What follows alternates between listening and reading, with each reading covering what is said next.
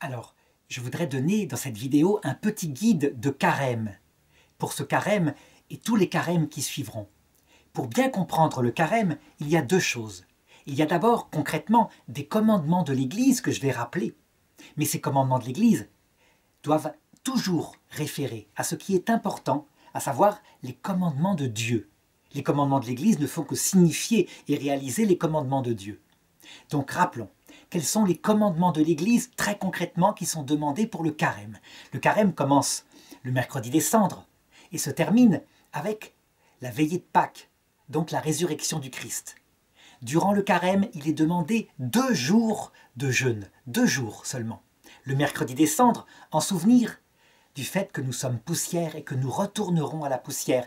À la messe, une croix en cendres nous est mise sur le front, avec souvent les cendres des rameaux de la Pâque précédente. Tout passe, et nous passerons nous-mêmes. Nous devons toujours l'avoir en tête, pas pour être sinistre, mais pour nous souvenir que la vraie vie, c'est la vie éternelle. Et deuxièmement, le vendredi saint, parce que le Christ est mort pour nous sur la croix, et que le minimum est de l'accompagner dès le jeudi soir, de veiller avec lui, lui qui est en agonie, et puis jusqu'à sa crucifixion à 15 h, sa mort sur la croix à 15 h le vendredi. En quoi consiste le jeûne concrètement? Eh bien, pour les religieux, ça pourrait être le pain sec et l'eau, et pour les gens qui travaillent, un seul repas, quelque chose comme cela, quelque chose qui implique un vrai sacrifice. Un repas maigre.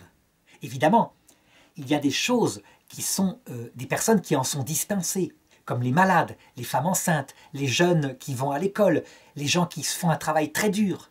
Et là, il faut qu'ils trouvent un autre moyen. Deuxième chose, pendant les vendredis de toute l'année, il est demandé par l'Église l'abstinence. L'abstinence, c'est pas le jeûne, c'est un peu moins. C'est de faire un effort pour avoir une nourriture moins riche. Par exemple, se passer de viande les vendredis, et en particulier les vendredis de carême. Mais les jours où un vendredi de carême tombe sur une solennité, une grande fête, la fête d'un saint célèbre, alors ce jour-là, l'abstinence, on en est dispensé. On le voit, l'Église a peu de commandements quand on compare aux exigences du ramadan, où il ne faut pas manger du lever au coucher du soleil. Et alors on peut briser le jeûne. On voit que c'est beaucoup plus déterminé dans les formes. L'Église, au cours des siècles, a changé ses commandements. Elle les adapte au temps. Ce qu'il faut comprendre, pourquoi il y a si peu de commandements extérieurs de l'Église? Parce que ce qui est essentiel pour l'Église, c'est le commandement intérieur. Le vrai sens du carême, il est spirituel. Ça consiste d'une manière ou d'une autre à jeûner de ses défauts principaux pour plusieurs raisons qui se hiérarchisent et que je vais indiquer. Alors d'abord, qu'est-ce que ça veut dire jeûner de ses défauts principaux? C'est pas tout le temps la nourriture. À l'époque où il y avait des famines au Moyen-Âge, les gens avaient tellement souffert de la faim que quelquefois, quand ils pouvaient manger, ils mangeaient vraiment beaucoup. Donc on insistait là-dessus. À notre époque, il y a des choses beaucoup plus difficiles. Il y a par exemple le jeûne de certains sites internet qui ne sont pas bons pour nous. Le jeûne de l'excès de télévision. Ça, presque tout le monde le connaît.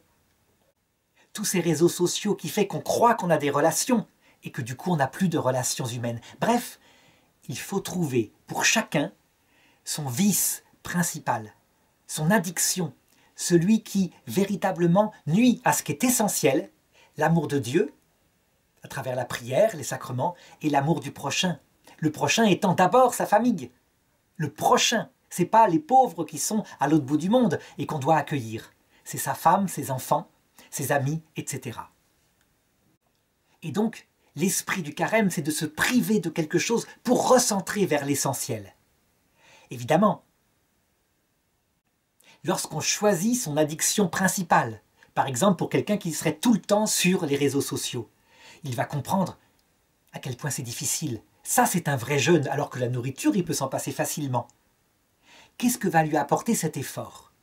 Premièrement, un effet naturel sur sa propre vie. Ça veut dire qu'en faisant un effort là-dessus, il peut gagner une meilleure maîtrise de ses propres faiblesses. Et ça, c'est important, l'acquisition d'une vertu de tempérance par rapport à cela. C'est commun à ce que diraient les philosophes. On doit maîtriser sa vie. On ne doit pas être maîtrisé par ses propres pulsions.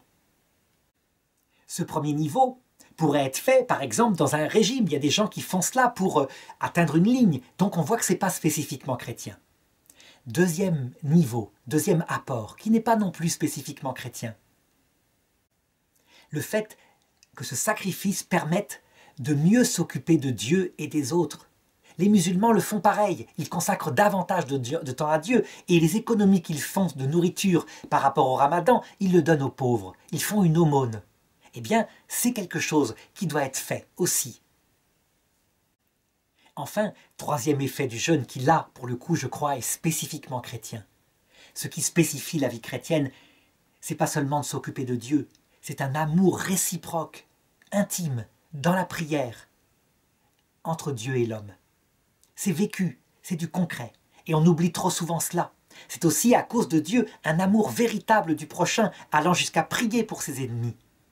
Là, évidemment, celui qui fait un sacrifice sur une chose qui lui prend du temps pour mieux aimer Dieu à travers la prière, le cœur à cœur, et son prochain, est spécifiquement dans le jeûne chrétien.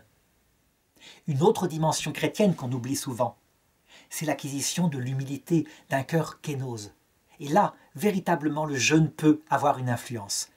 Par le fait suivant, c'est que souvent, quand on choisit bien le jeûne au bon endroit, là où on est addict de quelque chose, on n'y arrive pas. Ça veut dire qu'on va avoir un effort terrible. On ne va pas arriver à se priver des réseaux sociaux, par exemple, de son téléphone portable. Et donc, on découvre sa pauvreté.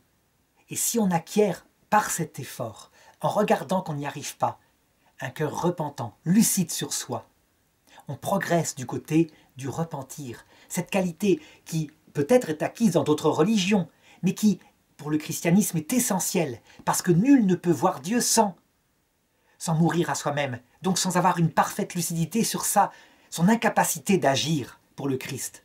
Oui, on cède à une petite addiction, et on est incapable, comme les disciples au Jardin des Oliviers, de veiller avec le Seigneur 1 heure pour l'accompagner dans sa passion. Cette découverte ne doit pas désespérer, bien au contraire. Elle permet de mieux appréhender l'humilité. Je crois que si quelqu'un réussissait parfaitement son jeûne et en sortait fier en disant « moi je jeûne, je suis quand même quelqu'un de bien », il aurait raté son carême de ce point de vue-là. Je voudrais raconter une anecdote qui illustre ça pour bien montrer les choses. Il y a plus de 30 ans, peut-être 32 ans, j'ai, pendant un moment donné, essayé la vie religieuse. Et je me rappelle qu'un vendredi saint, j'avais tellement faim, mais particulièrement le vendredi saint, alors que je ne mangeais pas beaucoup, mais c'était le vendredi saint. Donc, je ne sais pas, psychologiquement, que vers 15 heures, le chemin de croix étant fini, je me suis dit, le Seigneur est mort, maintenant le jeûne s'arrête. Et je suis allé discrètement à la chambre froide, où il y avait des grands bidons de lait qui venaient d'être tirés de la vache qui était encore tiède. Je pris une louche et je commençais à en boire un peu, et j'avais une moustache blanche, quand tout d'un coup, une petite sœur, une religieuse de la communauté des sœurs qui était à côté, sans doute prise par la même idée, entra dans la chambre froide. Ce fut un saisissement des deux, et puis on éclata de rire.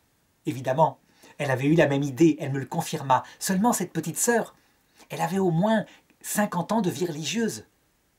Et donc, elle en était au même niveau, mais sans illusion sur elle. Très humble, avec aucune volonté de m'abaisser, de m'humilier, moi qui étais tombé à 18 ans là-dedans. Et donc, j'ai découvert ce jour-là à quel point, quelquefois, le jeûne, ne serait-ce que parce qu'on n'y réussit pas, peut préparer la vie éternelle et faire que on n'a pas besoin de passer par le purgatoire. Le cœur est tout humble parce qu'on est des pauvres.